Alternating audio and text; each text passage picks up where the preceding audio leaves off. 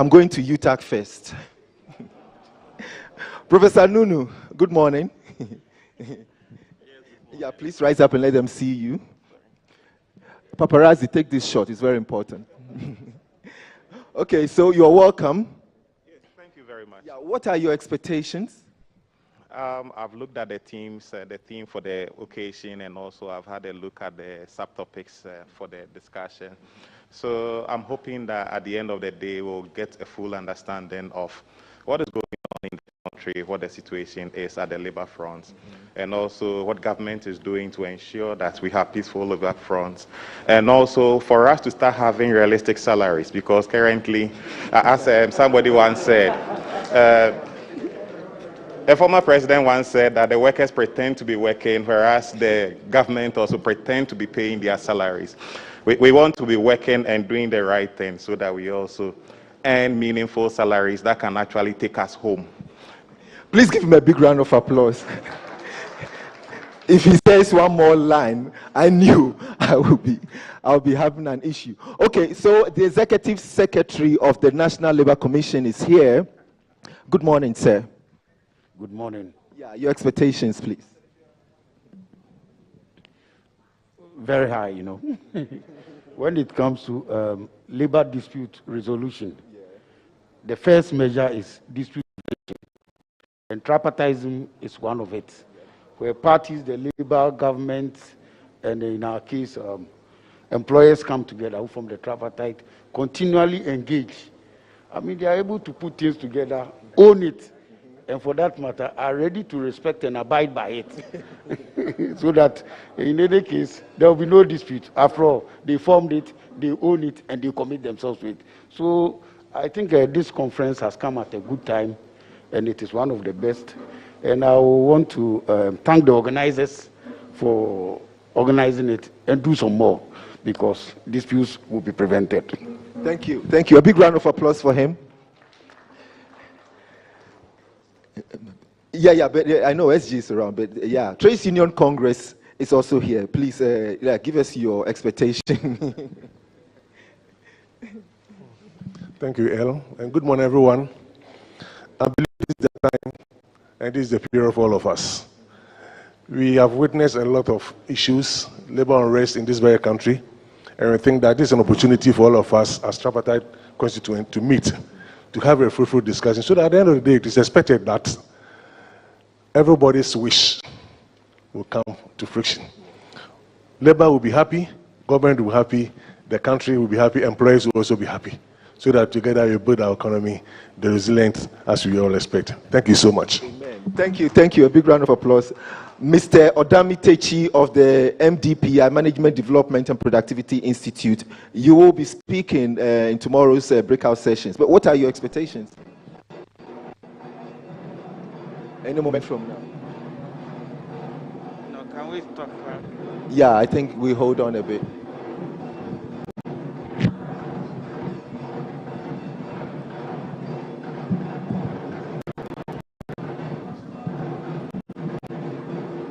the president coming? Okay, let's hold on a while whilst the sound is, yeah.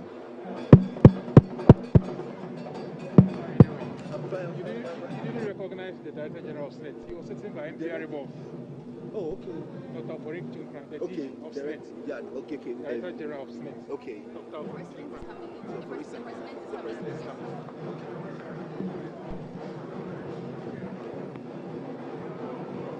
Shall we all be on our feet and welcome the president?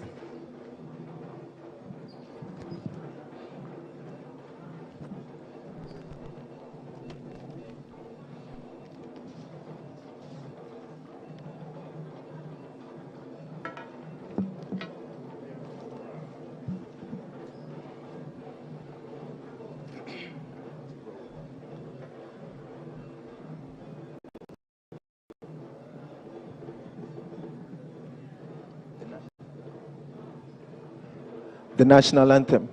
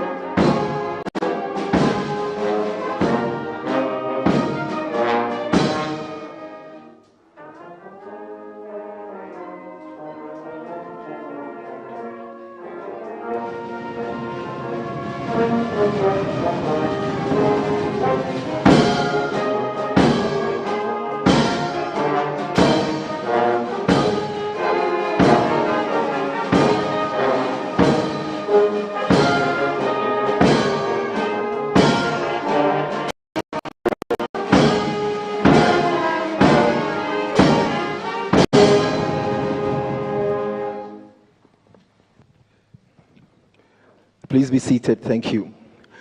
Your Excellency, Nana Addo Dankwa Akufo-Addo, President of the Republic of Ghana. Da Sibre Ekwamwe Japan II, Kwawu Hini, and President of the Kwawu Traditional Council. Honorable Ignatius Bafuwa, Minister for Employment and Labor Relations. Honorable Ken Oforiata, Minister of Finance. Honorable Yao Osei Educhum, Minister for Education. Honorable Seth Echampon, Minister of the Eastern Region of Ghana. Mr. Daniel Echampon, President of the Ghana Employers Association. Dr. Anthony Yao-Ba, Secretary General of the Trades Union Congress. Ms. Vanessa Paha, Director, ILO Anglophone West Africa. Honorable Deputy Ministers and Members of Parliament, Board Chairpersons, Chief Executives, and Chief Directors, Nananum and illustrious citizens of Kwetia, colleague members of the in one full circle representing a working wheel. In effect, we are each keeper. We are there for one another. We are in this together. That is why promoting social dialogue amongst tripartite partners remains one of government's topmost priorities to maintain a harmonious industrial front for national development. So over the next couple of days, we're going to get valuable insights from a formidable combination of knowledgeable actors from government, employers, organized labor, civil society, academia, the fourth estate, traditional authorities, amongst others, with a sharp focus on the thematic areas, which are the state of the economy, salaries, conditions of service and productivity, labor dispute resolution and prevention, ensuring sustainable pensions for the Ghanaian worker. But first, let's start with an opening prayer. And to help us with us is the Reverend Charlotte Hansen of the Ministry of Employment and Labor Relations. Let's welcome her.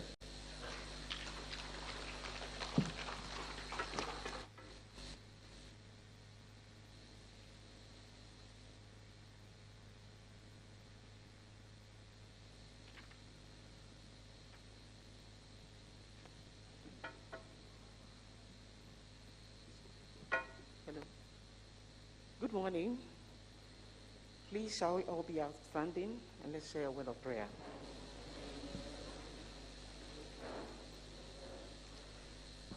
Most High God, we thank you for a bright new morning and a blessed day of your great benefits of safe journey to Kwewu, the sound sleep that you gave unto us, and the rest for the whole of the night. Together with the psalmist, we say, Lord, we slept and we awoke this morning beautiful in your mighty hands. We are so grateful unto you, Lord, for this miracle of having counted us amongst the living. We thank you for our president of the land, His Excellency Nana Addo Dankwa Akufo-Addo. We thank you, Lord, for the strength, the wisdom, and the divine guidance that you have endowed him throughout his administration. Though the storms of life hit hard globally with COVID-19, you ordered the steps of your son, the president, to lead the nation as a great shepherd. We thank you, Lord, also for the second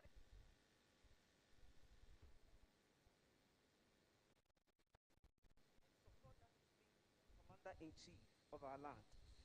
Lord, once again, we want to thank you for all the members of the Council of State, for the wisdom of Ahithophel to support the presidency. I bless you, Lord, for the lives of all the ministers of state, the members of parliament, the clergy, the chiefs and the queens of our land, and especially the chief of Kwewu for allowing us space to host all these important events. Lord, this morning we say thank you also for the blessed, massive media presence and for the fact that they have always covered all our activities.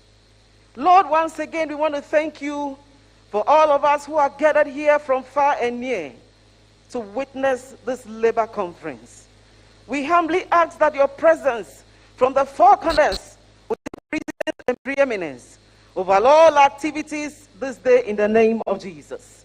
I pray, Lord, once again, asking the Lord, we will make meaningful discussions and allow us to grow closer as tripartite group and nurture us with a bond of community. Direct the tone and nature of the discussions, and let all the glory be to your holy name. I declare that after today, we will not hear about threat or strikes. We will not hear about strikes, and we will not hear about lockout in the name of Jesus.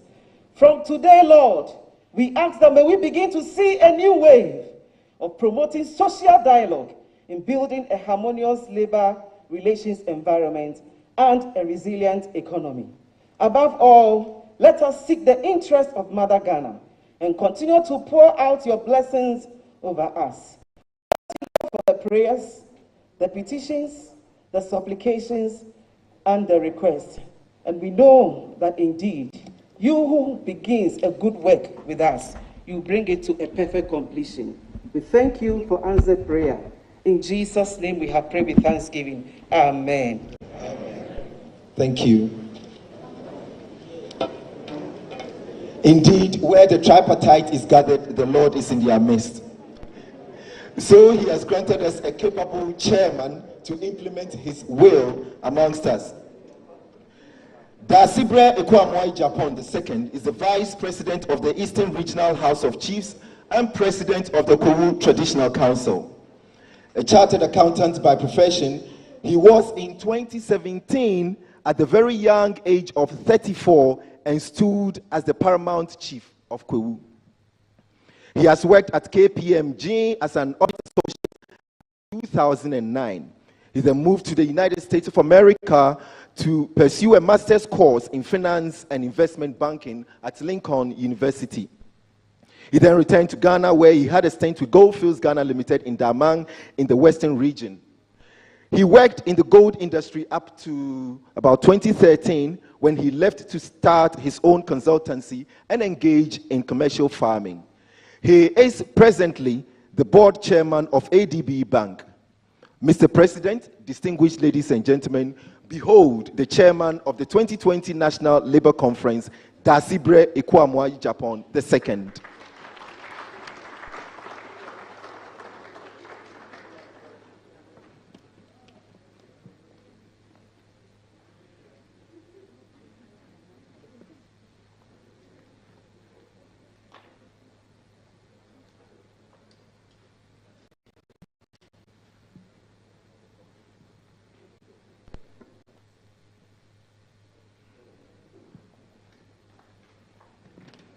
Let's welcome him.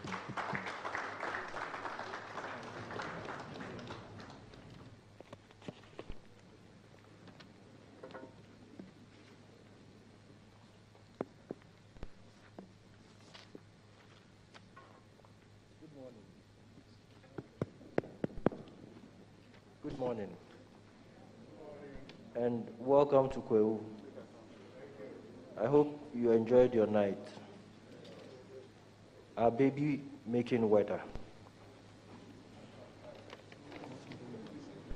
Yes.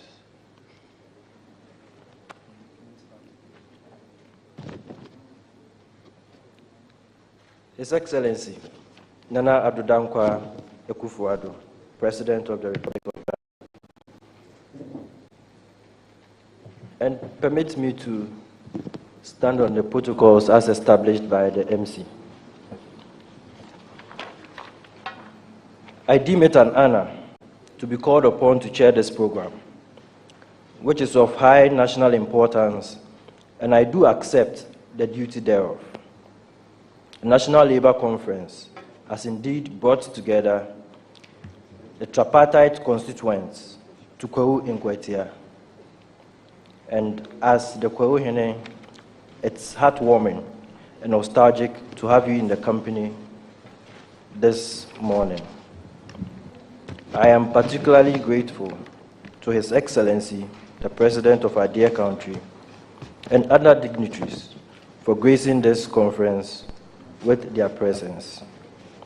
The critical role of government, members of the business environment, and organized labor towards this issue needs not to be overemphasized.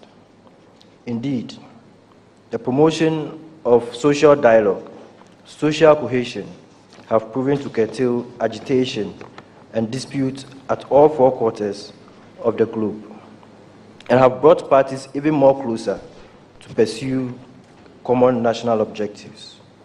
I trust this is what this conference plans to achieve, and would come up with a roadmap or communique dubbed the Kwahu Declaration.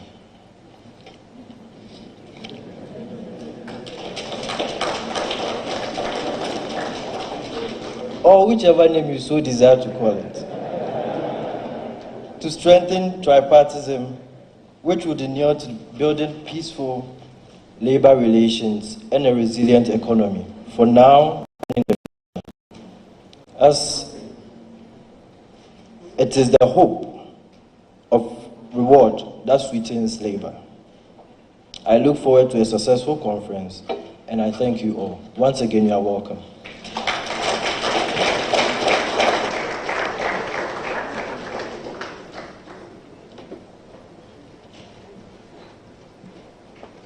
Thank you, Nana, for accepting to be the chairman for the National Labour Conference 2022.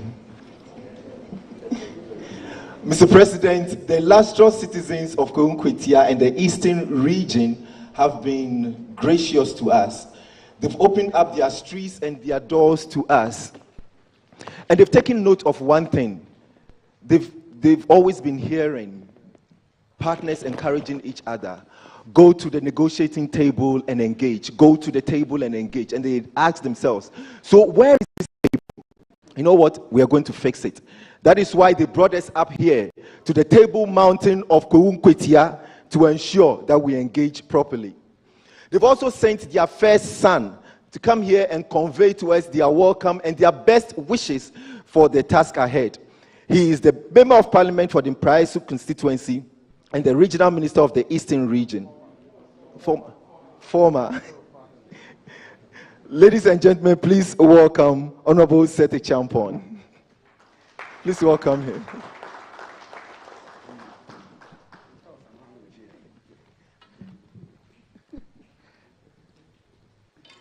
Good morning. His Royal Majesty Dasibre Ekwamwa Ejapon Okwohene, and chairperson for this occasion, His Excellency the President of the Republic of Ghana, Nana Addo Akufo-Addo, the Honorable Minister of Finance, the Honorable Ken Ofori-Atta, the Honorable Minister for Employment and Labour Relations, the Honorable Ignatius Bafwewa, and MP for Sunyani West, the Honorable Minister of Education, the Honorable Yao Educhum, a Member of Parliament for Bosomtwe, the Honorable Minister for Public Sector, the Honorable Joseph Kujo, a Member of Parliament for Efia, the Honorable Deputy Ministers of State present, and Members of Parliament present here, the Honorable Municipal Chief Executive and District Chief Executive of Kwahu South and East, leadership and members of organized labor, leadership and members of the Parliament, the President of the Ghana Employees Association, my namesake, Mr. Champon. Elle has done a great job by introducing everybody here, so I want to crave the indulgence of Dasibre Chairperson to stand on the existing protocols and move on, and thank my friends from the media and our distinguished invited guests. Ladies and gentlemen, Good morning once again, and a warm welcome to Ghana's natural fortress, the Kwahu region, and this beautiful town of Nkwetia, where I had my secondary education, and its ever-serene Rock City Hotel. This region is famous for its tropical forest and cascading waterfalls. It boasts one of the world's largest man-made lakes, the Volta Lake, and its biggest tributary, the Afram River. To His Excellency, the President of the Republic, our proud leader, the son of the land, and the Honorable Finance Minister, and all who hail from this beautiful region, I welcome all of you home. To those visiting this region and Kwahu Nkwetia for the first time, we are glad to host you and promise you a lifetime experience. We are very honored to have the singular opportunity and pleasure of hosting this important conference dubbed the National Labour Conference 2022. Thank you very much, my former colleague, Honorable Ignatius Bafwewa, for choosing the Eastern region, the pride of Ghana. Your Excellency, Dasibre, ladies and gentlemen, the Eastern region can boast of a great historical legacy of traditional leaders, academicians, and a rich cultural tradition. We are proud that this region is the home region of His Excellency the President, the current and some immediate past, and the Finance Minister and other Ministers of State, the Deputy Minister of Finance, who is just my beautiful sister from Etiwa East. We are also very proud of our excellent centers of learning, such as Ebri Girls, my own St. Peter's of Nkwetia, Pope John Seminary, St. Roses of Nkwetia, and many others, including the famous Ashesi, All Nations, and Somanya and Kibi Presbyterian University Colleges of Education. The region is well endowed with natural tourist attractions, which are must-visit destinations in any tourist travel plans in Ghana. Our Abri Botanical Gardens, our Boti Falls, Akar Falls, Etiwa Forest, full of hundreds of birds and beautiful butterfly species, our Dodi Island, our Kwahu Plateau, Umbrella Rock, and several others. I believe you will not be fair to yourselves if you do not find time during this conference to explore some of these beautiful sites whilst you are here. Mr. President, the conference is a very important national undertaking, and we're impressed by the strong showing of organized labor and employers association to participate in these proceedings. The outcomes of these engagements are bound to be of great benefit to our mother Ghana and all. Our region is very proud to have quite a solid population of 1,934,084. In fact, we are still contesting this number with the statistical service, but for now, this is what is still in their record, so we still stand by that. This is aggregated along under gender lines of 52% male and 48% female. Over 88% of the labor force are already employed, thereby giving a regional unemployment rate as just under 12%. The industrial distribution of workers in the region is indicative of the national distribution, with the services sector employing most people at an average of 43.5%, followed by the agri sector, 38.3%, and manufacturing sector, the remaining 18.2%. Reminiscent of the national outlook, economic activity in the region is highly informal, as more than 80% of our workers operate in that area of the economy. I am especially keen on pensions discussions and how the livelihoods of actors in the formal sector can be secured when they retire. Dasibre Chairman, Your Excellency, ladies and gentlemen, I know your visit here today is to discuss serious and pressing matters of state. I therefore do not intend to take too much of your time.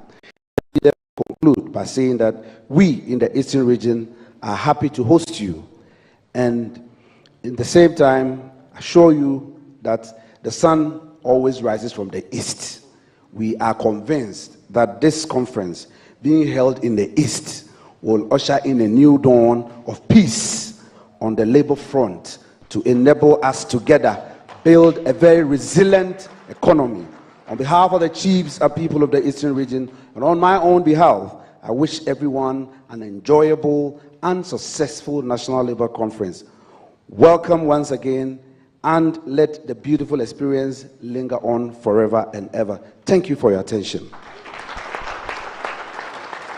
Thank you. Thank you so much. Mr. Chairman, as our elders do when you bring a matter before them, they will welcome you all right. And even though they have an idea who came, they will say, we know, but we don't know.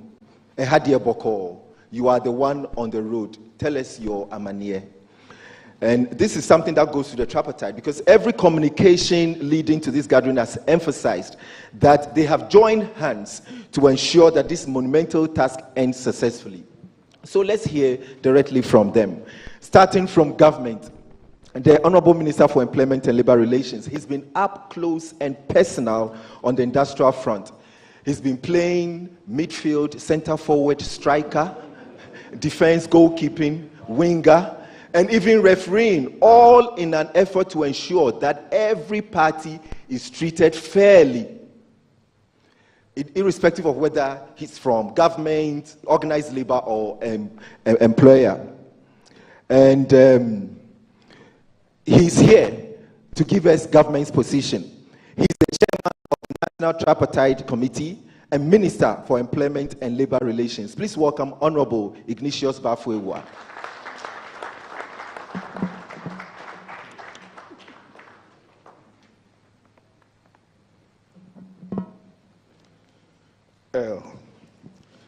I hope members of UTAG heard you.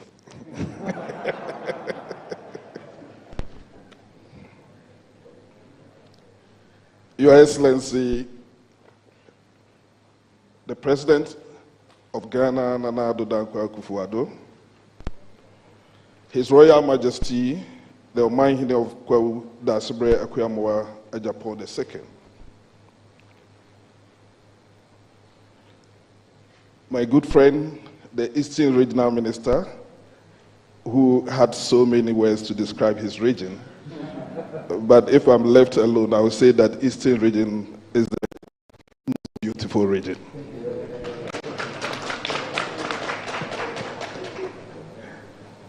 My colleague, Ministers of State, acknowledging the presence of the Minister of Finance, who is a co-sponsor of this program, the Minister of Education, my colleague in the struggle with UTAG, Minister of Public Enterprises,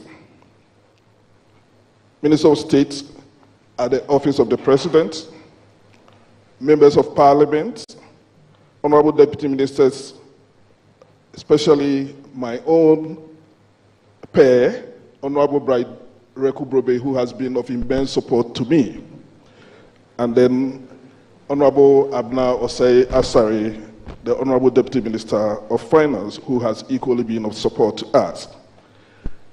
I also have the presence of the two municipal chief executives of KOU,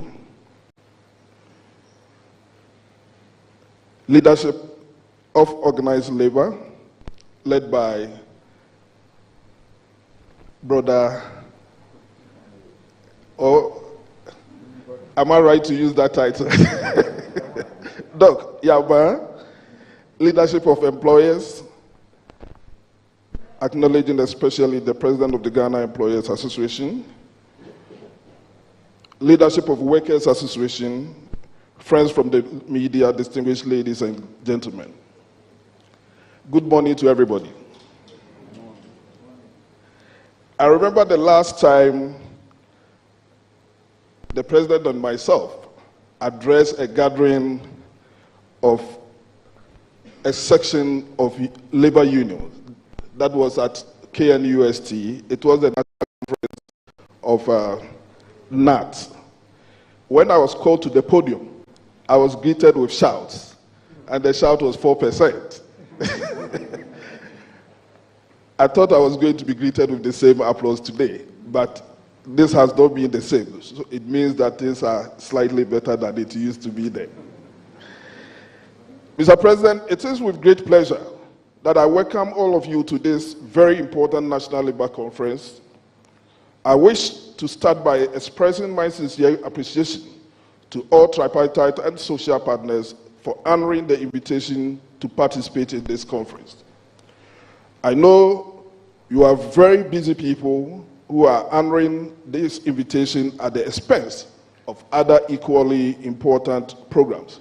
But because of the importance you attach to this, you have made it. But in welcoming you, thanking you for accepting our invitation, I want to specifically mention that of His Excellency the President, Nana Addo Dankwa Akufo-Addo, for his endorsement and personal involvement in the organization of this program and honoring it with his presence. I must also not forget his vice and head of the economic management team, Dr. Mahmoud Baumia, who will also be with us in the course of the conference. Evidently, His Excellency the President attaches great importance to honor issues in this country, and it is especially when it is concerned about welfare of workers. Ever since he became a president, he has identified with workers anytime he has been called upon. And indeed, in my introductory statement, I indicated that early this year, he was with teachers in Kumasi. Ever since, he has personally attended all May Day celebrations, and in most cases, he do not even come alone, but he comes with members of his government.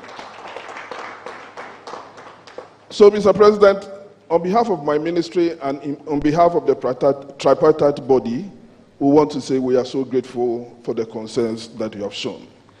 Not just that, anytime the going gets tough, I run to him, and then he will tell me, Bafo, go and do that which will make peace. So if we have relative peace on the labor front, I think the credit should be given to His Excellency the President. The theme for this conference is strengthening tripartism for building peaceful labor relations and a resilient economy. This aptly reflects the government's desire to build on the existing formidable tripartite tradition that guides engagement and collaborations in the labor and employment sector. Government continues to enjoy a good rapport with a tripartite constituents, and for this we are so grateful. However, we are all aware of some ongoing labor agitations that the country is experiencing. These incidents have the potential of impacting negatively on productivity, security, and the well-being of all Ghanaians if not properly handled. I'm, however, happy that government always resorts to social dialogue as a tried and tested approach to addressing labor issues for the maintenance of harmonious relations on the labor front. This is the reason for our presence here today. The National Labour Conference provides a platform for tripartite and social partners to have meaningful conversations about happenings on the labor front. The aim is to arrive at a consensus in the interest of national development. Your Excellency, Nana Chairman, ladies and gentlemen, as a result, government, employers, and organized labor are well represented here. So are the media, academia, and development partners. Thus, all key parties have the chance of making inputs and preferring ideas that will guide us towards finding sustainable and agreeable solutions to emerging issues on the labor front. I must, at this point, express the appreciation of the Ministry of Employment and Labor Relations to the International Labour Organization, which has been a close partner and has been supporting the labor sector for more than 50 years. ILO, we are grateful. Nana Chairman, His Excellency, Mr. President, this conference will be centered on the following sub-thematic areas. The state of the economy. Certainly, you cannot talk about labor without talking about the economy. what size of labor can be supported by the economy, what size of remuneration can be supported by the economy. How do we build our economy together so that we can get the development we want, at the same time also making sure that workers are well paid? How do we get involved? So after looking at the issues of the economy, we also look at issues of salaries, conditions of service, and productivity. Mr. Chairman, one interesting thing about Ghana's public sector wage management has been that ever since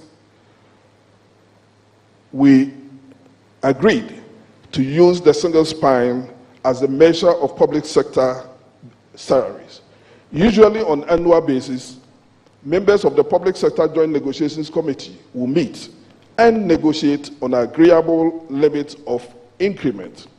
When so done, it cuts across and you do not have any individual grouping to negotiate. So anytime you hear of any industrial action within the public space, it is not about base pay.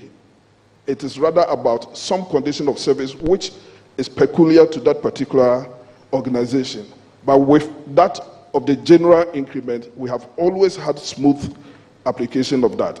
But I must admit, of late, we have had calls made to us by some organizations that they want to opt out. This conference will look at it as to whether or not the single spine has actually lived its purpose, whether we should maintain it or whether we should make changes in its application. Certainly, even as brothers living in the same house, there may be disagreements. So when disagreements occur, how do we handle them? So issues of labor dispute prevention and resolution, and institutions that are mandated to carry out these functions will also be evaluated. We will also be looking at ensuring sustainable pensions for the Ghanaian worker. Unless perhaps the good Lord calls you before your retirement age. When you begin life by working, certainly you retire. How do you retire? How do you prepare yourselves for that? Certainly, government together with its tripartite bodies have already put in place a pension mechanism which caters for persons, the working class. But as to whether our pensions schemes are the best, whether there will be the need for review or not, is also something that this particular conference will look at and advise plenary on that. And we have able men and women who are well positioned to lead us in these discussions. The conference will run for 2 days and is structured to be participatory to allow parties to fully engage in all issues. Government has always favored a participatory approach in the determination of conditions of service for workers in the public sector, including wages and salaries, pensions and retirement benefits, entitlements, and dispute resolutions. However, recent happenings on the labor front stress the need for government, social partners, and key stake actors to institutionalize more frequent engagement of this kind to promote and sustain cohesion.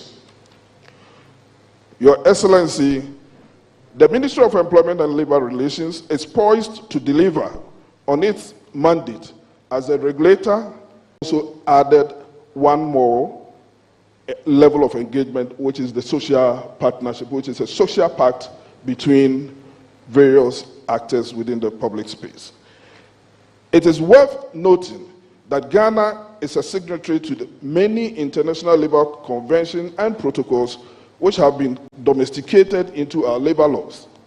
This further goes to demonstrate government's resolve and preparedness to improve working conditions to ensure a peaceful labor front for accelerated socio-economic growth.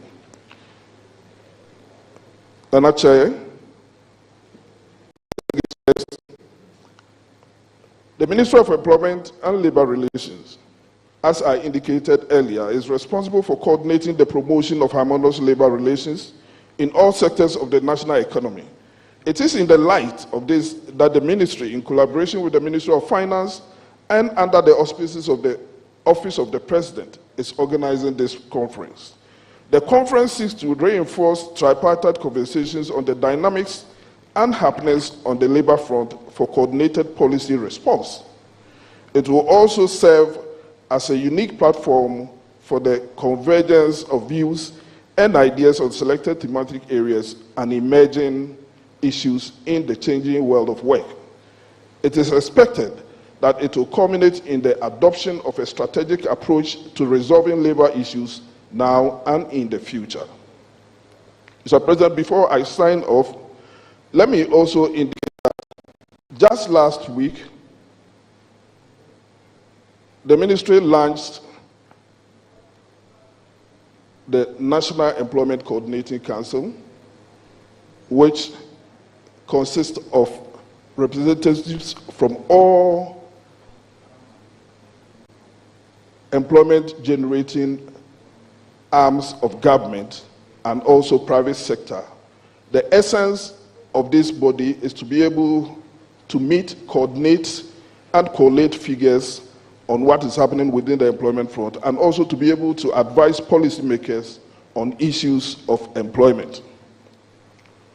We are also currently working on the review of the Labor Act, which has been in operation for some time now. We have gone very far and just about to present memo to Cabinet for Cabinet's consideration before it goes to Parliament. In due course, as we did in Ho, we may invite you to have a second look at the final draft before it goes to Cabinet. Mr. President, we are also working towards a national response to climate change and how it, together with robotics and artificial intelligence, impacts on work. As a nation, whether we like it or not, the future of work is real and it's happening. So what do we do? What will be our response to that? As a nation, if we do not prepare towards that, others will take lead and eventually will be doing works that are meant for Ghanaians, even from outside the shores of Ghana. So how do we position ourselves in the future of work? These are things which are going to preoccupy us in the next few months.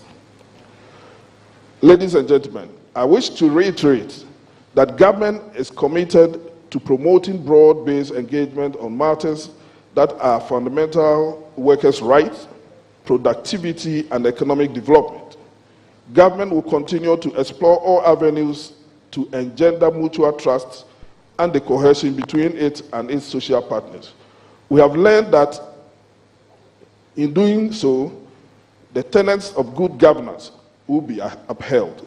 Social harmony will be promoted, and above all, the national economy will be made more resilient.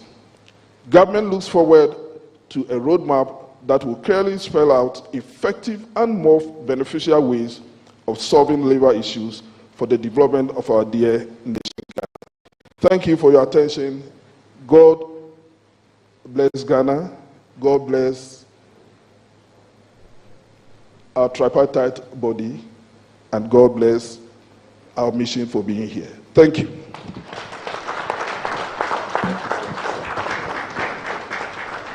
Thank you. Mr. President, Dasibre Chairman, employers have always been in agreement with government and organized labor that the welfare of the employee and the exercise of good faith within the workspace is pivotal to the success of entrepreneurship, to productivity, and national development. They are here to play an indispensable role in order that we meet our set objectives. Here to endorse this on their behalf is a lead partner of the National Tripartite Committee and President of the Ghana Employers Association. Please welcome Mr. Daniel Echiampong.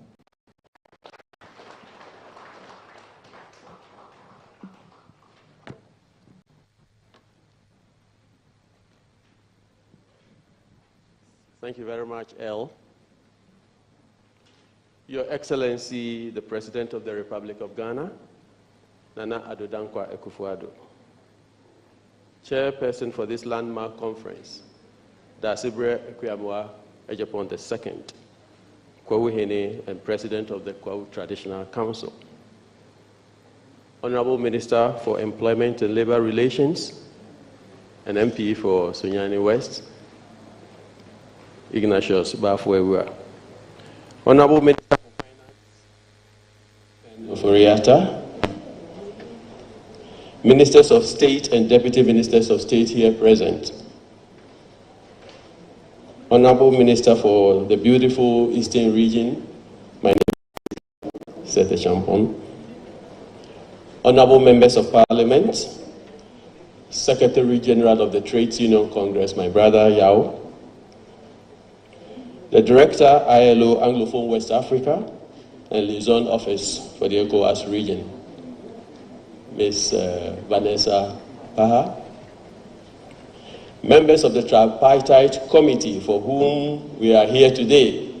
I think we deserve special acknowledgement. So members of the National Tripartite Committee here present. And we cannot be talking about pensions when we don't mention the Director General of SNIT, Dr. John Ofori-Tinkrine, and the Chief Executive Officer of the NPRA, Mr. Atta Krofi. Indeed, the members of the media, we acknowledge your presence. In fact, this room is full of dignitaries, and we may not be able to mention everybody. So, Nana Chairman, with your permission, I dwell on existing protocols so I can proceed with the statement of the Ghana Employers Association. Indeed, it is an honor and a great privilege to speak on behalf of the Employers Group of Ghana at this landmark National Labour Conference. Our gathering here today is historic because it is one of the unique occasions where a broad range of experts and actors in the world of work are meeting to exchange ideas garnered from years of practice and research with the common objective of building a peaceful labor relations environment within which, as a people, we will work together to build our only country into the shining star of Africa that it is destined to be. The timing and theme of this conference, quote, strengthening tripartism for building peaceful labor relations and resilient economy, unquote, could not be more opportune as it reflects a period where everything possible is being done and indeed ought to be done to bring back our economy on an even keel after the devastating effects of the COVID-19 pandemic, amongst others. Your Excellency, the President, Nana Chairman, distinguished ladies and gentlemen, as we are all aware, the years 2020 and 2021 were very difficult years, not only for employers and workers, but for the Ghanaian and global economies at large. The outbreak of the COVID-19 pandemic caused major disruptions to the global supply chain, and for that matter, the Ghanaian business community. As a result, the survival of workers and the sustainability of many enterprises in the country were seriously threatened. As one would expect, the recruitment and expansion potentials of employers were severely negatively impacted due to low business activities, dwindling revenues, and low profits, if any at all. At the same time, several uncertainties regarding employment and labor relations emerged, compelling many employers to implement various cost-cutting measures in order to stay afloat.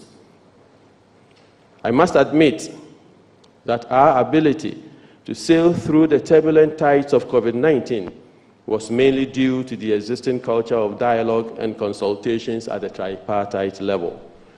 At the peak of the pandemic, Your Excellency, the social partners realized the need to chart a new path to a sustainable recovery. Consequently, government, employers, and organized labor, through the National Tripartite Committee, held extensive discussions, on critical issues of national concern, which led to the design and implementation of some vital policies to sustain enterprises and employment.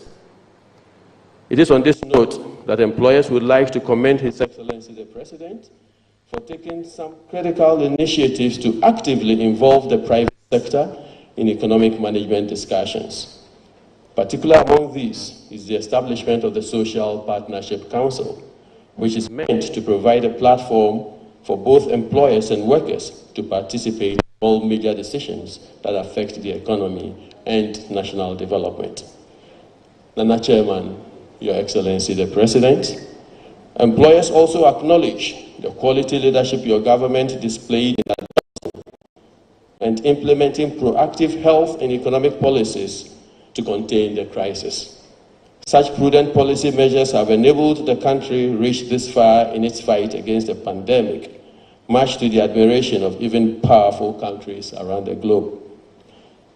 Let me take this opportunity to encourage all workers, and indeed the entire citizenry, about the urgent need to patronize the COVID-19 vaccination program, so as a country we can reach the desired herd immunity, so that as a healthy people we can successfully work together on the national economic recovery agenda. Distinguished ladies and gentlemen, permit me to emphasize that the creation of a conducive labor relations environment and economic resilience is not and should not be the sole responsibility of government.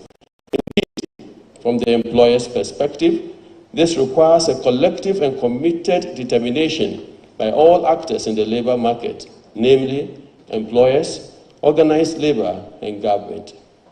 This implies that as the Ghanaian economy shows signs of emerging from its challenges, the social partners need to redouble our efforts in sustaining and building upon the gains we have chalked up so far as a country. There is indeed a lot more to be done, and we are committed to doing that as employers. It is time for us to strengthen the mutual trust, common understanding, and the shared purpose we have built over the years in order to establish a harmonious labor relations environment, which is a necessary condition for the rapid economic recovery and general well-being we are all looking for. The massive economic opportunities presented by AFTA and some big-ticket public-private partnership investments that some of us know are in the offing, and which will bring us the rapid economic growth and development we are yearning for, can only be a reality in an atmosphere of peace and engendered by healthy national debate and consensus building. Employers believe that with more cooperation and less confrontation, we are sure to build viable enterprises for rapid, inclusive, and sustainable economic development. Increased foreign direct investment, jobs and employment creation, and an enhanced quality of life for our people. Employers remain committed to the use of laid-down dispute settlement procedures to resolve our differences with organized labor in order to achieve the level of peace and economic resilience we desire as a nation. Nana Chairman, Your Excellency, ladies and gentlemen, suffice it to add that the recent industrial turmoil in the public sector of our country is something that we all do not desire.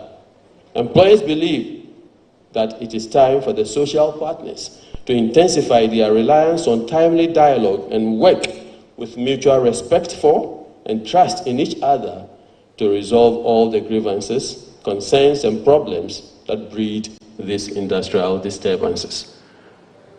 The main reasons for the strikes and threats of strike in the public sector from where we sit as employers are related to negotiations for improved salaries and terms and conditions of service in the public sector in the face of limited resources. Employers are of the considered view that the Fair Wages and Salaries Commission must be well resourced in terms of human and material resources to enable it to deliver on its mandate of ensuring systematic implementation of the public service pay policy effectively within the context, again, of limited financial resources. In a related matter, a survey conducted by the Ghana Employers Association in 2020 to ascertain the rising costs and causes of industrial disputes in Ghana revealed that the National Labour Commission was overwhelmed with unresolved cases.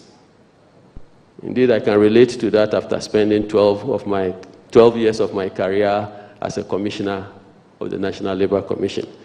Indeed, our study found that between 2011 through 2020, the Commission recorded about 6,124 cases, out of which 50% remained unresolved. The Commission, in the employer's view, will require massive injection of resources, especially in the engagement of dispute settlement professionals, training and retraining of existing staff, establishment of required offices throughout the country, and reorientation of the commissioners, amongst others. This is a dispute prevention mechanism, and if well-resourced, I believe strikes and threats of strike will be the last resort. They may be extinguished from our system. God on our side. Nana Chairman, Your Excellency the President, distinguished ladies and gentlemen, there is no doubt that the private sector is the engine of growth of the Ghanaian economy. Therefore, the need to ensure that the sector is appropriately supported to enable it to contribute to economic resilience and nation building must always be kept on the front burner by the managers of the economy. Employers strongly believe that in order to accelerate private sector development that propels sustainable economic growth, critical issues such as the high cost of capital, dumping of cheap products and counterfeit goods on the Ghanaian market, high electricity tariffs, and depreciation of the domestic currency must be addressed as a matter of urgency. Whilst we acknowledge the efforts by government in resolving these macroeconomic challenges, we believe there is still more work we can do together as partners. I am very confident, Nana Chairman, Your Excellency the President, that through effective social dialogue and open communication, we can make things happen for the benefit of all. Therefore, I call on each and every one of us to take concrete steps to reinforce and renew our commitment to tripartism in our dear nation. Employers will request a biannual meeting between the business associations and government's economic management team to share ideas on how, together, we can grow our businesses, create the much-needed jobs, and generate the desired revenues for the much-needed rapid economic growth and development. Nana Chairman, Your Excellency the President, distinguished ladies and gentlemen, in conclusion, I wish to appeal to all stakeholders as follows: that as we deliberate on key issues of sectoral and national interest over the next 2 days, there may be times when parties would disagree. That is fine. That is life. But one would want to urge that we should strive within these 2 days, that as those conflicts arise and we work to resolve them, we will do so with mutual trust and confidence in each other, and with a shared national vision looming very large on the horizon, we will always come to mutually satisfactory agreements that would inure to the benefit of all stakeholders and make Ghana, our beloved country, the winner. History is beckoning at us. Let us respond positively. God bless us all, and God bless our homeland, Ghana.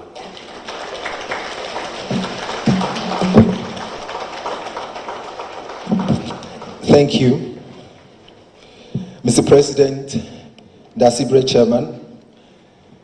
Historically, unions have been instrumental in the institution of many decent work attributes that we enjoy today.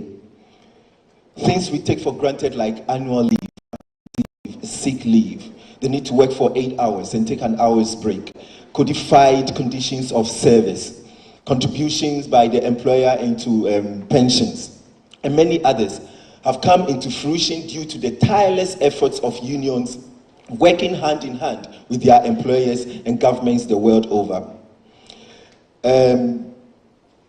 Courtesy of the Ministry of Employment and Labour Relations, I've had a unique opportunity of coming face to face with some union leaders from around Africa and some parts of the world. And I can say in comparison that in terms of the clever combination of populist rhetoric with intellect, the fierce and selfless commitment to the welfare of the worker, and the application of tact and diligence during negotiations, I can say on authority that the unions from Ghana are amongst the best from around the world.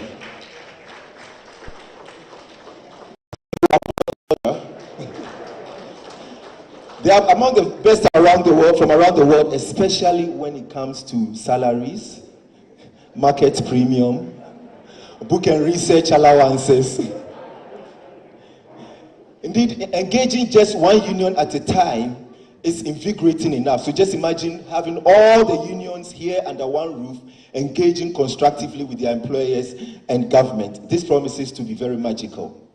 Here to speak on their behalf is the co-chairman of the Public Services Joint Standing Negotiating Committee, also a lead partner of the National Tripartite Committee, and the Secretary General of the Trades Union Congress, Dr. Yao Ban.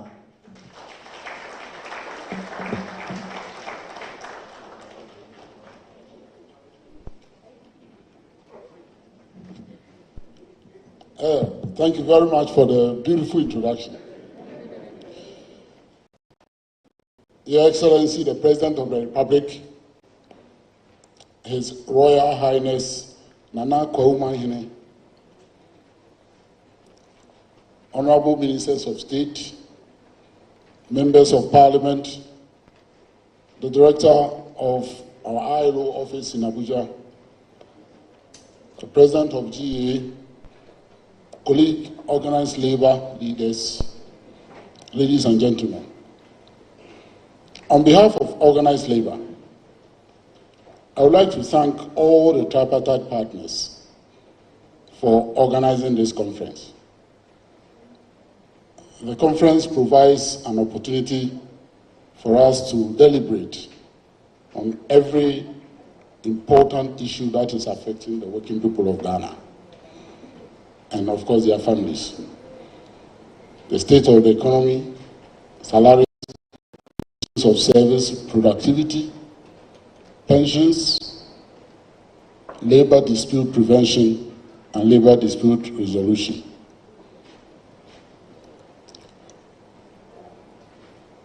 Nana Kwame says that he is looking forward to the Kwao Declaration. I would like to add, Nana, that there will be nothing wrong with it if every year in February we come here to Kwao and have the National Labour Conference under your chairmanship, in the presence of the President of the Republic and all the ministers who are with us.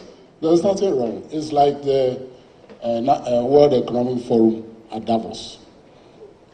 And I hope this will be endorsed by the President. Your Excellency, COVID-19 has had a very devastating impact, not only on the economy of Ghana, but also on lives and livelihoods of workers and their families. Wage and pension levels remain low, and their real values keep declining as prices of essential items are increasing on a daily basis. The single spine pay policy was introduced in 2010 to deal with inequalities in public sector pay. But after over a decade of implementation of the single spine pay policy, we are witnessing growing pay inequality across the public service. Some junior officers in some public service institutions are earning much higher salaries than some senior officers in other institutions in the public service. in the wider public sector, in fact, some CEOs of some state enterprises are earning much higher salaries than the President of the Republic. Even though some of these state enterprises are making huge losses. In 2021 and 2022, when public service workers on the single span were given 4% and 7% base pay increases respectively, management and staff of some public sector institutions awarded themselves over 20% pay increase in their basic salaries, in addition to the numerous allowances and perks they enjoy. This situation has to change. The reward system in the public service must be fair. In the private sector, many workers have lost their jobs. Others are facing job and income insecurity. The situation is worse in the mining sector, Mr. President. A few years ago, Goldfields Ghana declared over 20,000 permanent workers redundant and rehired them the next day on contract. Last month, January 2022, our affiliate, the Ghana Mine Workers Union, received a letter from Newmont, Ghana, another mining company, declaring their intention to start a redundancy exercise. And what they intend to do is not different from what Goldfields did. They have already written to the Chief Labor Officer, notifying him that the company is going to declare its workers redundant and rehire them as contract workers. This is happening at the time gold prices are relatively high. Mining companies can hardly justify the introduction of such employment models, which are obviously detrimental to the well-being of workers and their families. This is an indication that our labor laws are not protecting workers.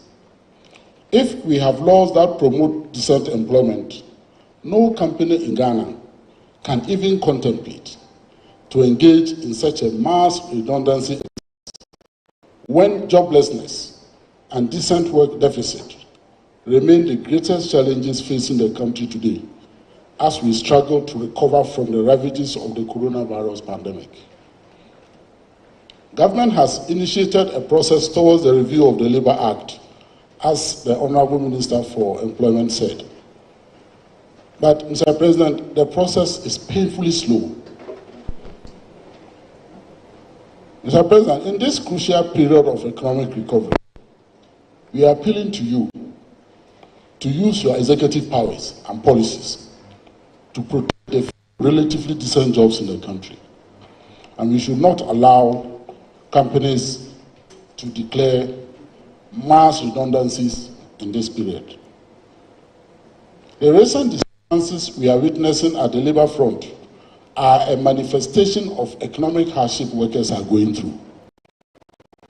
Many industrial disputes remain unresolved due to the weaknesses in our labor administration institutions, as my brother from the Ghana Employees Association has just said, especially the National Labour Commission, Fair Wages and Salaries Commission, and the Labour Department.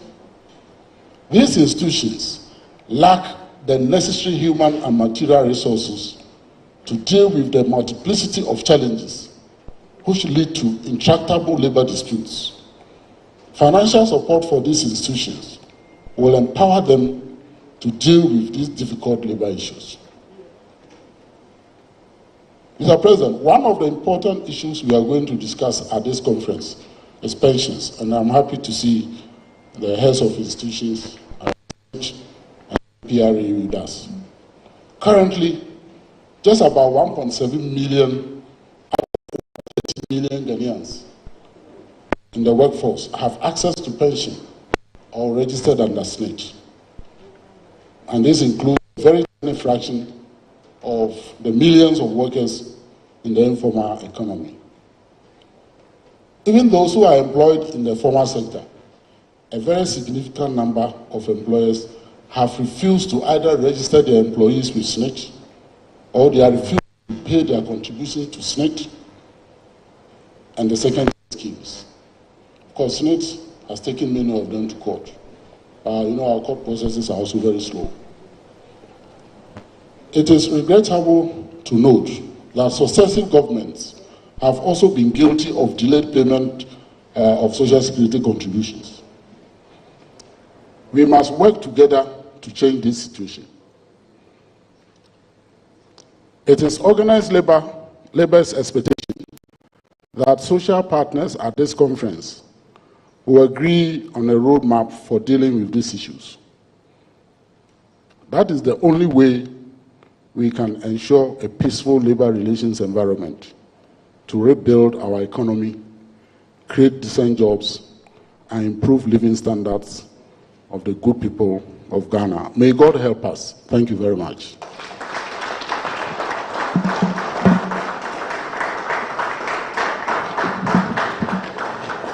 Thank you very much, Doc.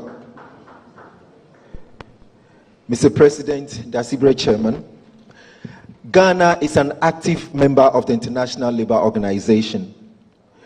The ILO has been organizing the International Labour Conference, where the tripartite constituents of Ghana contribute constructively to the enactments of conventions that impact positively on the world of work and on the lives and livelihoods of workers the world over.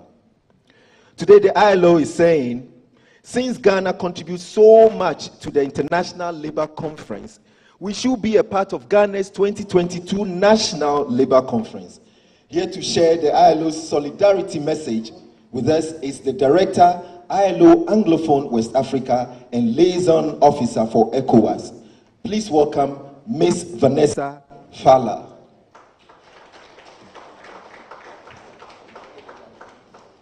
Thank you. Good morning, His Excellency, the President of the Republic of Ghana, Nana Addo Dankwa Akufo-Addo, Da Sebre Akuamwa Ajampong II, the Chairman of our conference, the Honorable Minister of Employment and Labour Relations, other ministers present here this morning, representatives of the employers and the workers' organizations here in Ghana, invited guests, ladies and gentlemen, I bring you warm greetings on behalf of the ILO Regional Director for Africa, Madam Cynthia Samuel Olonjuwong, and our Director General, Mr. Guy Ryder. The invitation to participate in this important and timely conference is greatly appreciated by the ILO. I'm very happy and I'm pleased that I was also able to bring some of my colleagues to be part of this very important discussion. The ILO is fully committed to working with Ghana and tripartite partners to push for a recovery that put people first and tackle realities that has been exacerbated by the COVID-19 crisis. This recovery can be achieved through a strong tripartism that supports a peaceful labor relations and a resilient economy. Just last week, from the 22nd to the 24th of February, the ILO hosted a global forum for a human-centered recovery. This forum brought together heads of states and government, heads of international organizations and multinational development banks, employers and workers' leaders around the world to really put together and propose concrete actions that should be put in place in order to build back better and strengthen the level of coherence at the international community level in order to effectively respond to the damages and the devastation that the COVID-19 pandemic has had on countries, on nations worldwide. I do believe that for Ghana, this integrated approach is really built on a very strong tripartism that really encourages and facilitates collaboration and participation of all partners in order to really forge ahead through a very strong ties with government in order to really design a path that will really take Ghana forward and also strengthen its resilience and enable the country to really reposition itself to respond adequately and appropriately to the devastations of COVID-19. As the ILO, we've also been talking about a human-centered recovery to COVID-19, and allow me, please, through your indulgence, to really share with you some of the 4 areas that we believe are very critical. And I know that you will be going into the different groups to really deliberate and engage thoroughly.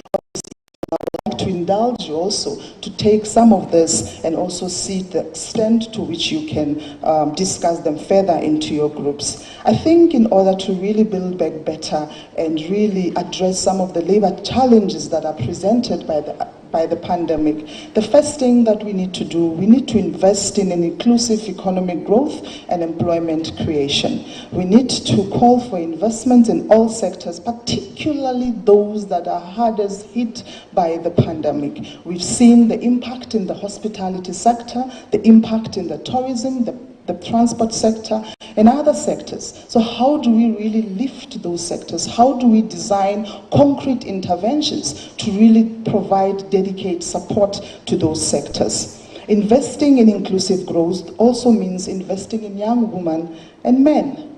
The minister spoke about digital transformation and the future of work. How do we ourselves to be able to respond and participate as equal partners as the world is digitizing and really embracing some of the benefits that are being brought forward by ITCs. As the ILO, we are also scaling up some of our investment in order to boost decent jobs in the digital economy. For example, we are developing and upgrading young people digital skills, and we're working with employers so that they can be able to create opportunities for those that have been upskilled and skills in order to create and contribute meaningfully to economic growth. Secondly, the government and businesses need to work together to protect all workers. I'm happy to see that there's a dedicated session in our program that will deliberate on labor dispute prevention and resolution. Creating a harmonious labor relations is paramount to building a resilient labor disputes can be avoided through social dialogue that is built on trust, that is built on consultation, and that is eager to achieve consensus. Thirdly, establishing universal social protection, which requires that both the public and the private actors work together to, amongst others, provide a sustainable social protection system.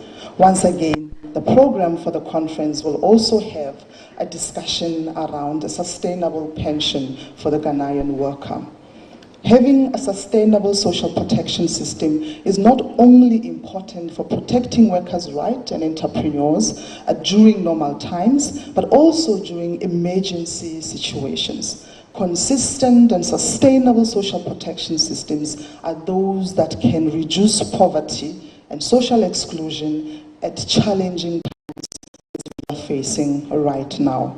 Lastly is to promote social dialogue, to build upon the role of social dialogue has played in the immediate responses to the COVID-19 pandemic. The president of the Ghana Employers Association highlighted some of the contribution of the workers and the employers organization during the discussions when the country was really looking at ways to address the pandemic. The social dialogue platform have made it possible to maintain jobs and slow down the process of precarious work during the pandemic. As tripartite partners, we must be reminded of the principle that I know my social partners understand and appreciate, and that is there is power in community and power in agreement. In this regard, we must commit to putting aside our differences and plumb the depth of what we really believe about one another, about Ghana, and about the value of cooperation and dialogue. Most importantly, bipartite dialogue, the Honorable Minister spoke about it, at the enterprise level must be encouraged and facilitated as a platform where management and workers can really have a safe space so that they can discuss issues of common interest and devise robust and tailored interventions and solutions to the challenges that are faced by the enterprises. Discussions around salaries, conditions of service and productivity must also be informed by data, evidence-based decision-making, evidence-based policy-making is very, very important. So as we go to the table and start discussing what is feasible, what is doable, there has to be a level of extracted from the data to be able to make those informed decisions and sound policy decisions.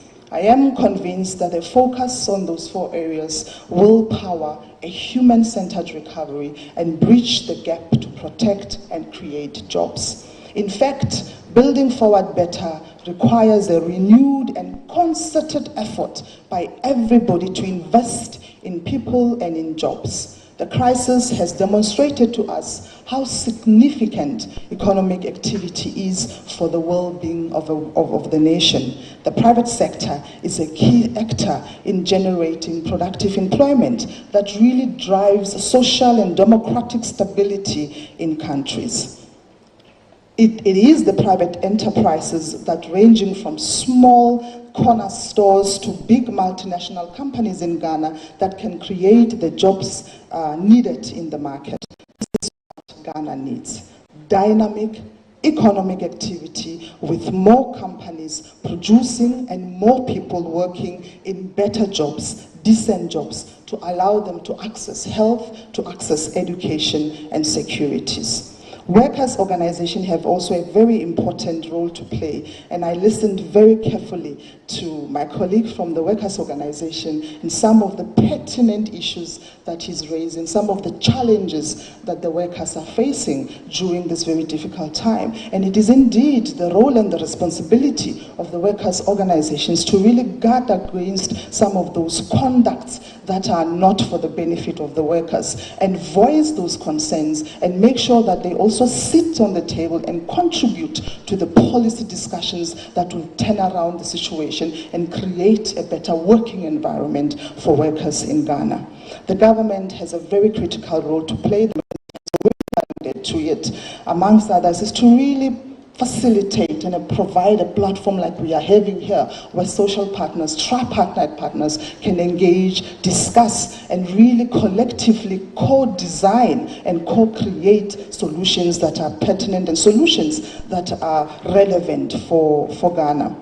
Addressing the social and economic impact of the pandemic in an effective way requires a very strong labor administration. And I know that the ministry has put a lot of resources in order to ensure that the labor administration component of the ministry is responsive, is ready, is capable, and is able to engage and address some of the challenges that are experienced in the labor relations market.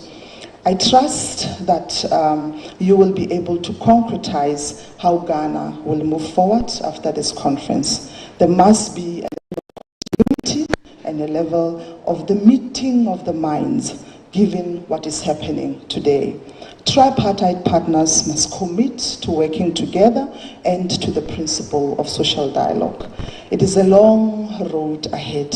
I don't think many of us thought that 2022 will still be wearing masks, will still be dealing with different variant of COVID-19, and even with the arrival of safe and effective vaccines, the social and economic fallout will be with us for a very long time. This conference is therefore important to finding joint solutions, and it needs to continue. Let this not be the first and the last of such an engagement. I think out of the technical discussions that will be held today and tomorrow, there should be opportunities for continuous discussions at the technical level, at the tripartite committee on how outcomes demands of this conference are taken forward.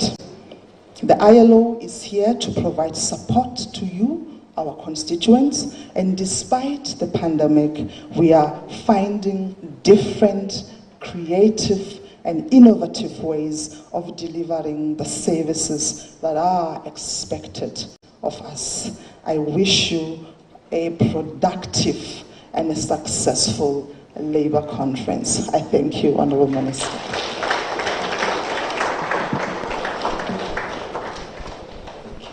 Thank you. Mr. Chairman, the 2022 National Labour Conference seeks to reinforce a tripartite conversation on the dynamics and happenings on the labour front for coordinated policy responses. We are to delve into emerging issues in a changing world of work and to promote positive approach to resolving labour issues.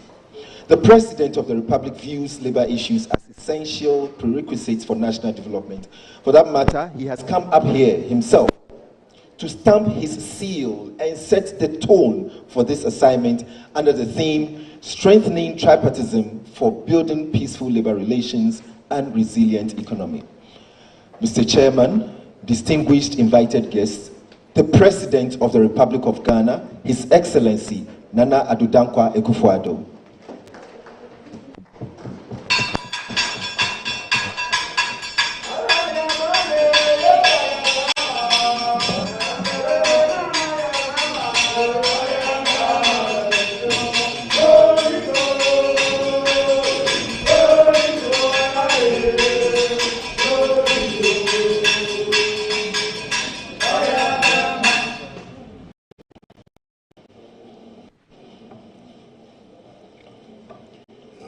Eminent clergy, the chair of the conference, Koumaine Dasebre Ekwemwe Japan II, Eastern Regional Minister, the Minister for Employment and Labour Relations, Member of Parliament for Sunyani West, Minister for Finance, the Minister for Education and Member of Parliament for Bosumtwe, Ministers, Deputy Ministers of State, Member of Parliament for Abetifi, Member of Parliament for Mpraeso, and the other Members of Parliament, Municipal Chief Executive, Director of ILO for Anglophone West Africa and Liaison Office for ECOWAS, the Chairperson, Secretary General, and members of the Executive Committee of the Trades Union Congress, President of the Ghana Employers Association,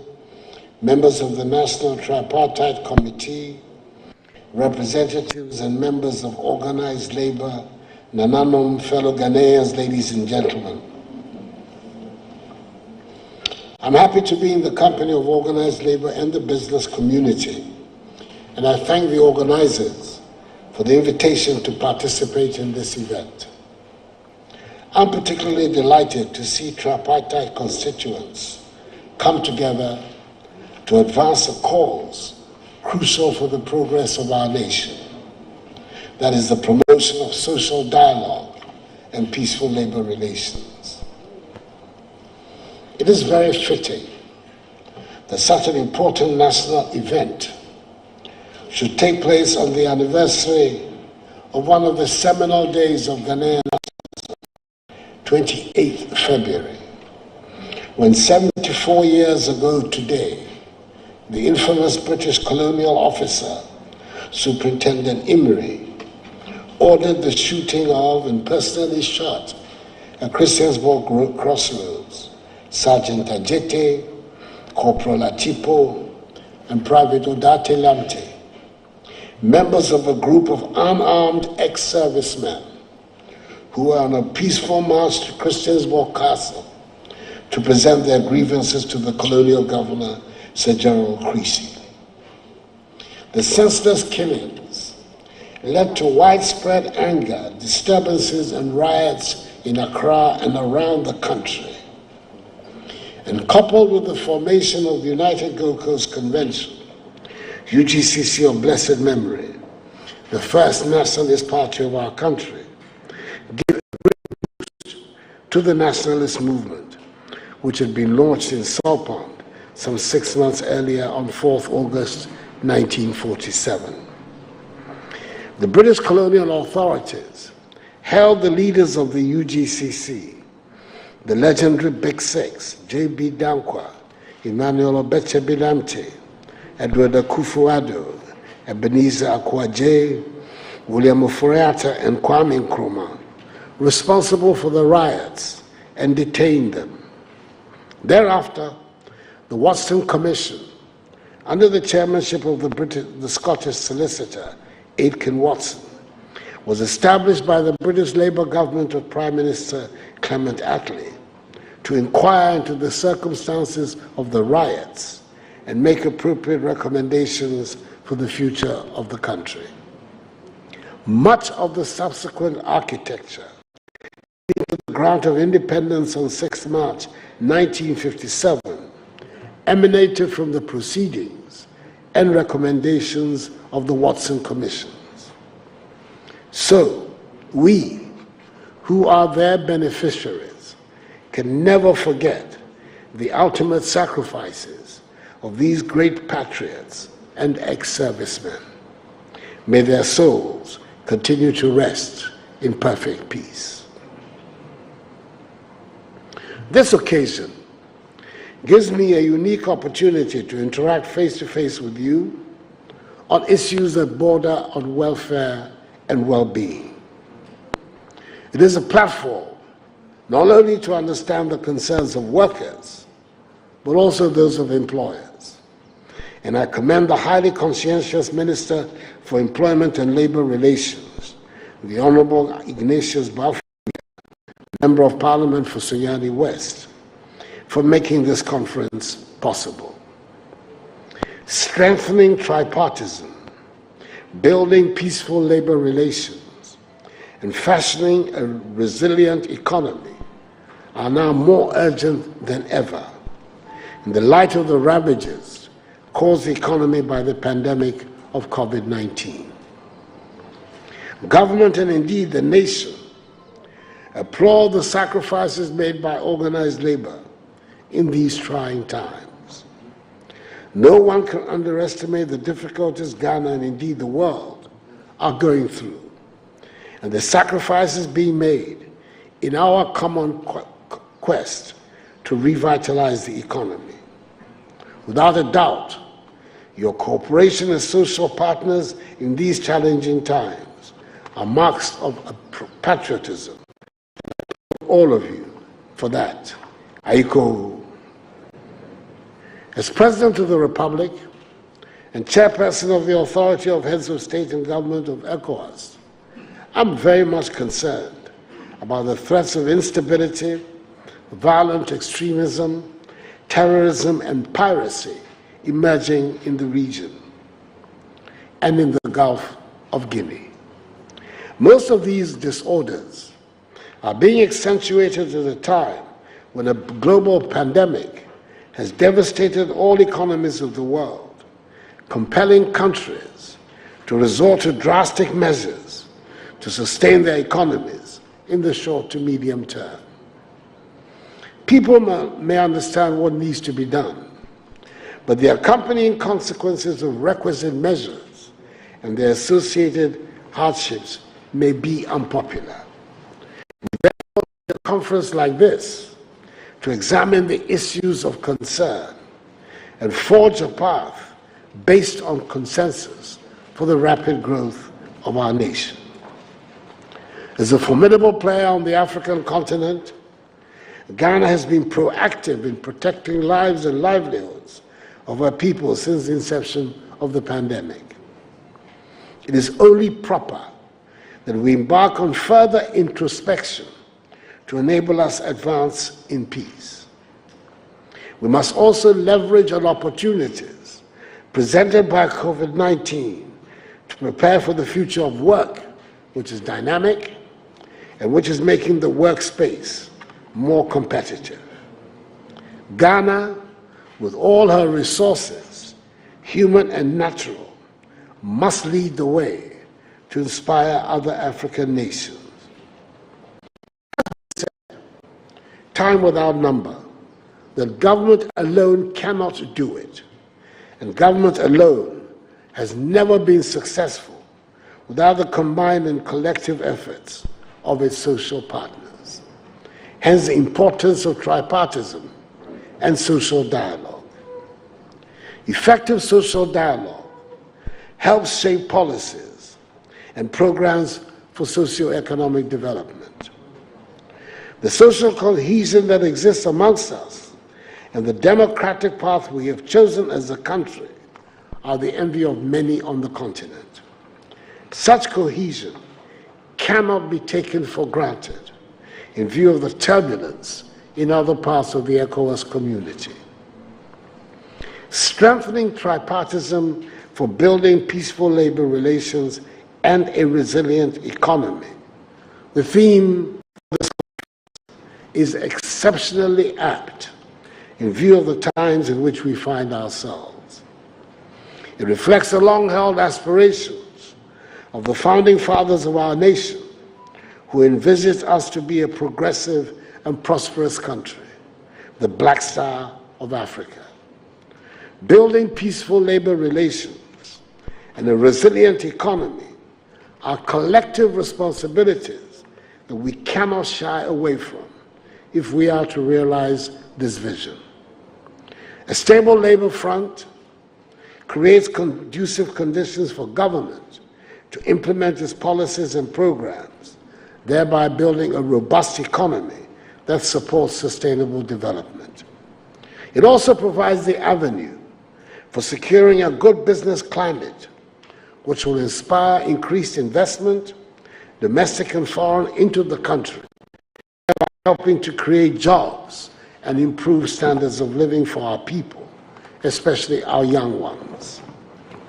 In spite of our differing opinions, during negotiations, we have always resorted to lay down processes to express our displeasure and grievances with minimum disruption to the work environment and industrial peace.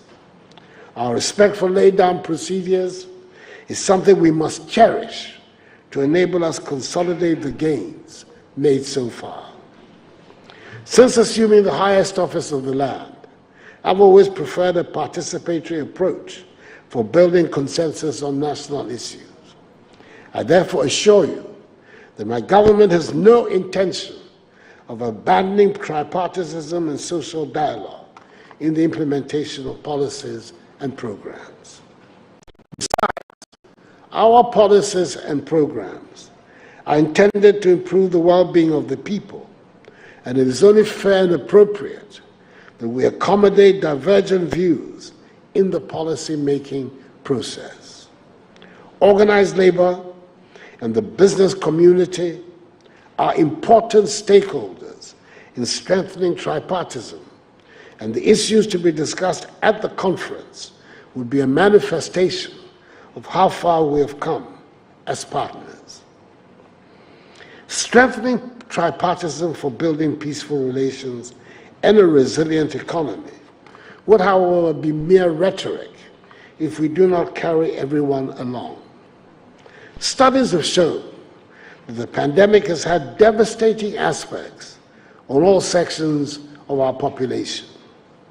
Transforming the economy will thus require the active involvement and participation of all, including the large informal economy. An economy in which only a small proportion of the population bears the brunt of direct taxation is unlikely to witness any rapid transformation. We have to make concerted efforts as partners to hasten our recovery from COVID-19 by finding intelligent ways of bringing everyone on board to contribute their quota, no matter how small. Government, on its part, is implementing a policy of cutting the budgets of ministries, departments, and agencies by 20% this year as its contribution to measures to ensure fiscal consolidation.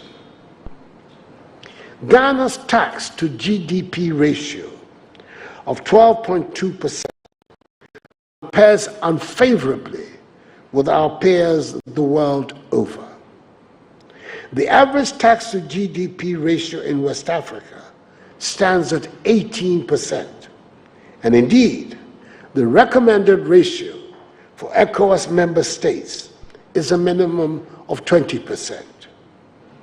The average for OECD countries is 34%.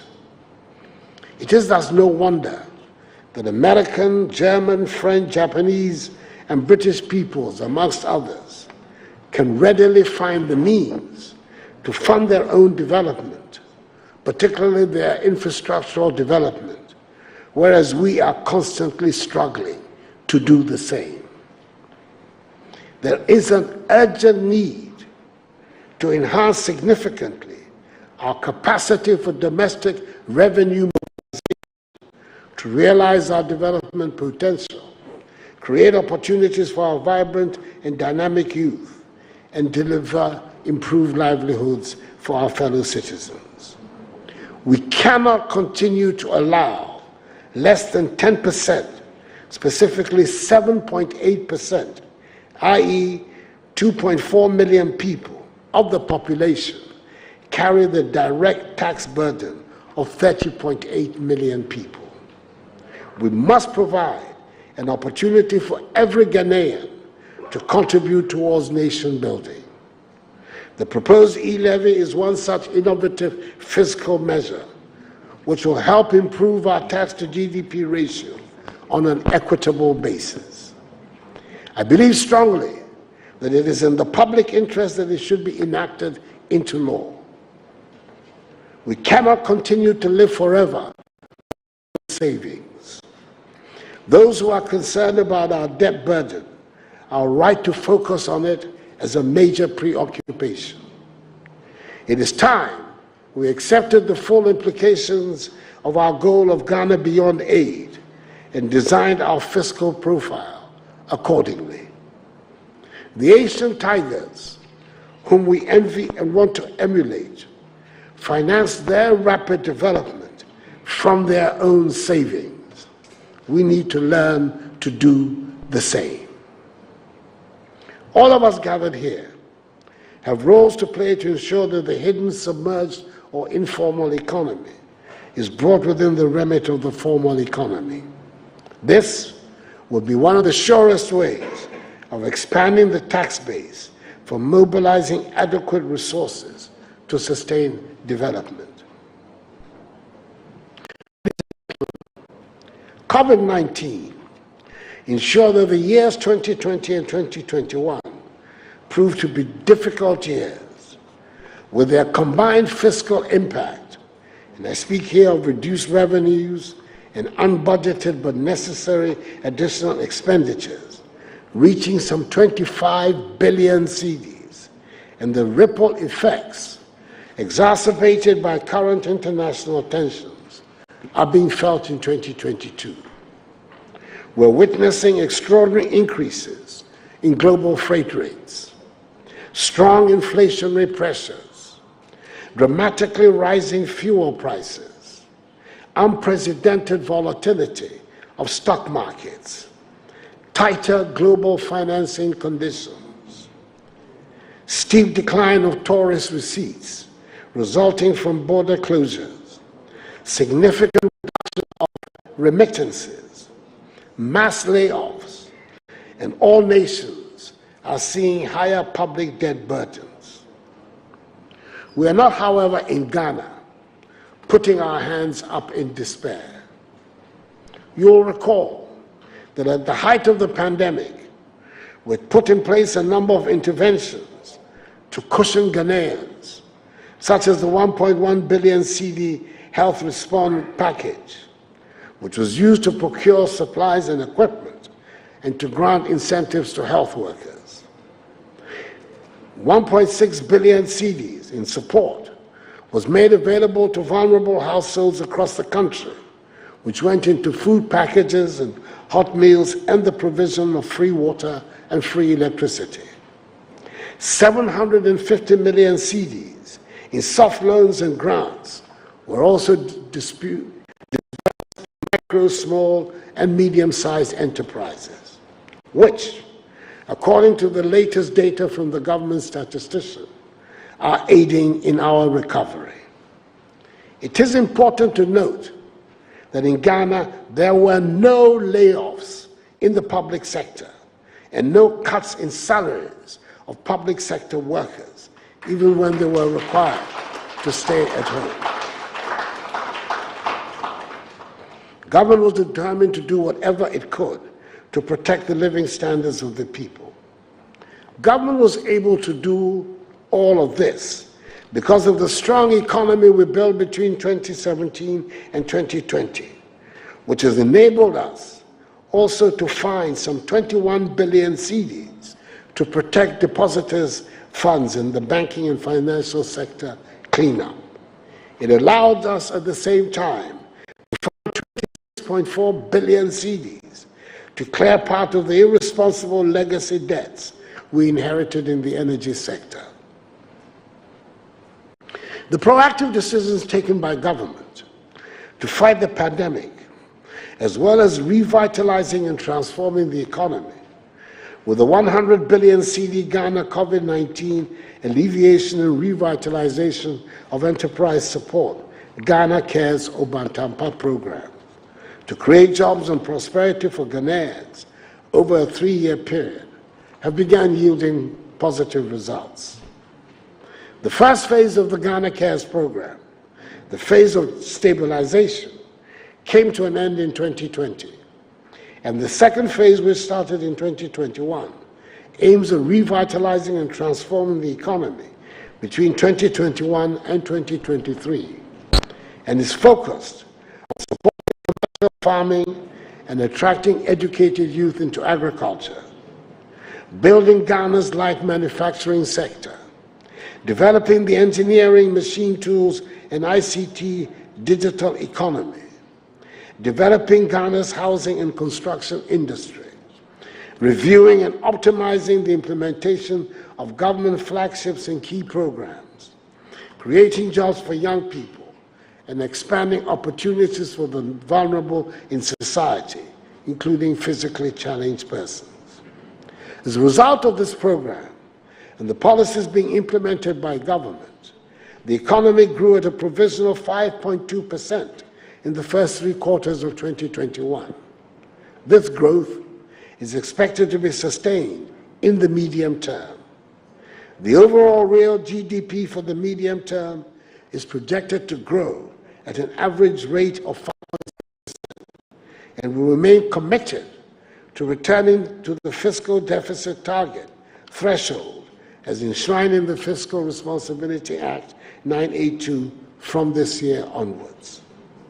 It is encouraging for my government and party, the New Patriotic Party, to recall that the rate of growth of the economy, 5.6%, against the background of the exceptionally difficult circumstances of the COVID era, is still considerably better than the 3.4% we inherited in calmer times from our predecessor administration. We should not forget that prior to the outbreak of the pandemic, we witnessed average annual GDP growth rates of 7% in 2017, 2018, 2019, and part of 2029. Was then generally acknowledged as one of the fastest growing in the world. Government will continue to demonstrate the ability, resolve, and determination to change the trajectory of our economy in order to help us recover faster from the effects of COVID-19. Our commitment to transform the economy with great urgency should be the guiding principle of all social partners. That is why I expect discussions at the parallel sessions to be informed by the real situation on the ground. This will enable us to manage our expectations going forward. Nonetheless, and has been the practice, the government will continue to dialogue with you on decisions that are in the best interest of the country, labor, and the business community. I look forward to more of such dialogues in the coming months, dialogues that will address the goals of equity, productivity, and decent wages. One of the major deficiencies that has characterized the labor market is the inadequate or lack of social protection for many workers, especially for those in the informal economy. It is no secret that issues of pension will feature prominently at this conference. Building a resilient economy requires that we offer comprehensive social protection systems to cushion workers and their dependents from socioeconomic shocks. The 3-week partial lockdown in 2020 brought to the fore the weaknesses of our social protection system. As social partners, it's incumbent on us to address these weaknesses with urgency. Fortunately, pension is the most common form of social protection in Ghana, and this is usually accessible upon retirement and in extreme cases when workers have been medically declared unfit or unable to work. I'm confident the conference will pay much attention to this subject of social protection, including unemployment benefits. I reiterate my appreciation for the relative peace prevailing on the industrial front. I know this relatively stable labor outlook did not happen by chance, but through negotiation and compromise. We therefore need to strengthen the rapport between tripartite partners for greater cooperation. This is important. In the wake of the recent 6-week strike action by University Teachers Association of Ghana, UTAG, Ghana government is determined to find a satisfactory solution to this impasse and ensure that the academic calendar is not substantially derailed. The best form of negotiations are those in which both parties to the dispute exhibit good faith within the context of what is affordable and equitable. I continue to hope that our dons will see this in that light and help bring the impasse to an end so that the education of our young people can resume in serenity. I assure you of government's commitment to addressing your concerns at all times, and I appeal to organized labor to give enthusiastic support and cooperation to government's program of economic recovery. Government is determined to work with all stakeholders to see us through this crisis and all the challenges it has brought in its wake. Government will work to advance opportunities for all Ghanaians to find decent and productive work in conditions of freedom, equity, security, and dignity. We will continue to work proactively by implementing programs and policies that will protect the citizenry from the consequences of the pandemic. And let me respond to the Secretary General of the Trades Union Congress by saying that I recognize the urgency of concluding the review of the Labor Act and erecting a legal framework that will protect all categories of workers and enable government's programs to have a positive impact on the conditions of life of the people of our country. One such, potentially the most exciting, is the 10 billion CD Youth Start program, which is intended to help address youth unemployment in the country. Government is directing financial and technical support towards young entrepreneurs in the country to develop commercially viable businesses and create jobs for other youth. In effect, it will be a vehicle for supporting young entrepreneurs to gain access to capital, training, technical skills, and mentoring to enable them launch and start their own businesses. The Digital Ghana Agenda, which is seeking to bring the benefits of the Fourth Industrial Revolution to the functioning of our economy and nation by an extensive digitalization drive, is very much on course.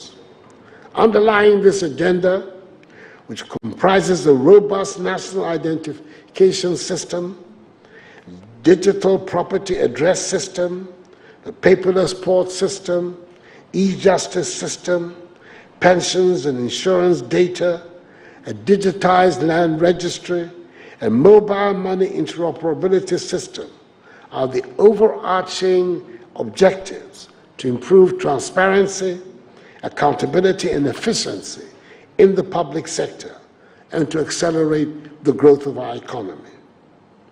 I thus appeal to all Ghanaians, especially organized labor and the business community, to stand shoulder to shoulder with my government as we work to return our nation onto the path of progress and prosperity, within the confines of our open democratic institutions, which are respectful of human rights, the rule of law, and the principles of democratic accountability. I am a firm, passionate believer in our national potential. I have no doubt that we have it in us to rise up and revive our fortunes.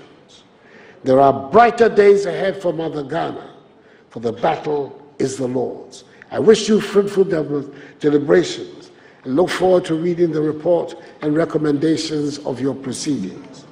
Accordingly, ladies and gentlemen, I have the great honor to declare the National Labour Conference officially opened and also endorse the request of the Secretary General that we make this an annual event here.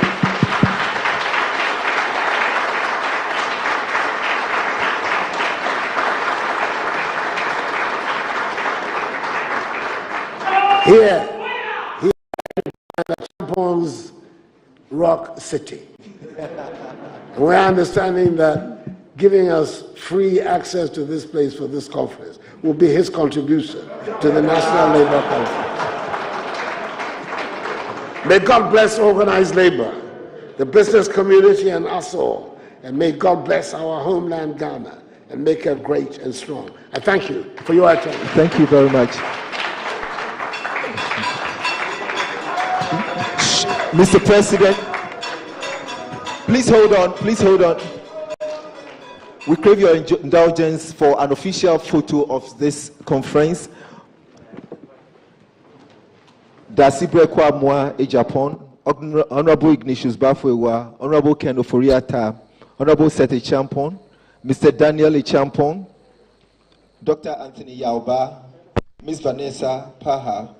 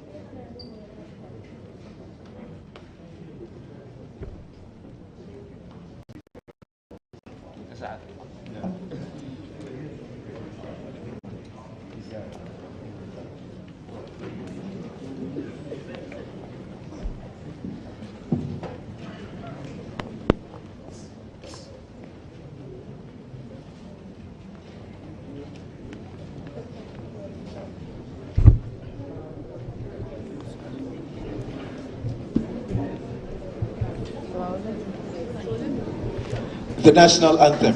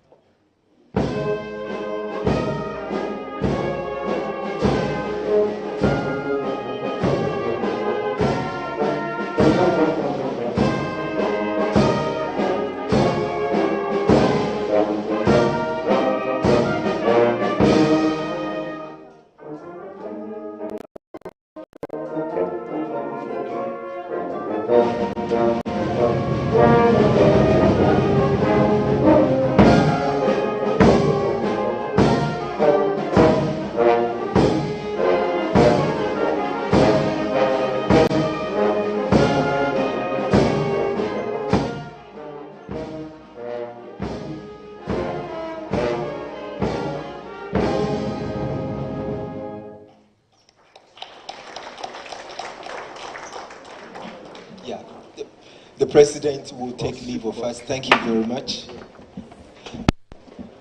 We will return after the break, after lunch, for the Honorable Finance Minister's